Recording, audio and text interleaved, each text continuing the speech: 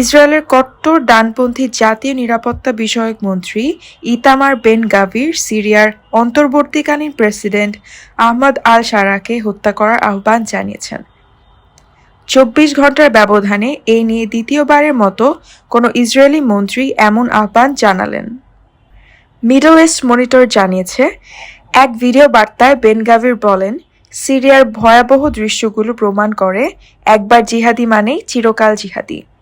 তিনি দাবি করেন, যে হত্যা করে, গোঁফ কামিয়ে দেয়, অপমান করে ও ধর্ষণ করে তার সঙ্গে কোনো আলোচনার সুযোগ নেই।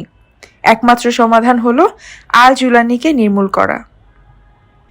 বেন গাভির তার ভিডিও বার্তায় সিরিয়ার প্রেসিডেন্ট আল শারাকে তার আগের নামে উল্লেখ করেন।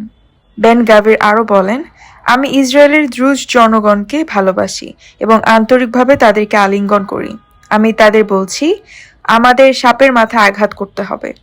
এর আগে গত সোমবার ইসরায়েলের প্রবাসী ইহুদিদের বিষয়ক মন্ত্রী আমিচাই চিকলিও প্রেসিডেন্ট শারাকে হত্যার আহ্বান জানিয়েছিলেন। তিনি শারাকে একজন সন্ত্রাসী ও নৃশংস খুনি হিসেবে আখ্যা দেন। গত বুধবার ইসরায়েলি সেনাবাহিনী সিরিয়ার দক্ষিণাঞ্চলীয় প্রদেশ সুইদা ও দারা পাশাপাশি রাজধানী দামেস্কের কেন্দ্রে প্রায় ১৬০টি লক্ষ্যবস্তুতে বিমান হামলা চালায়। এতে রাজধানী দামেস্কে একজন নিহত এবং ১৮ জন আহত হন।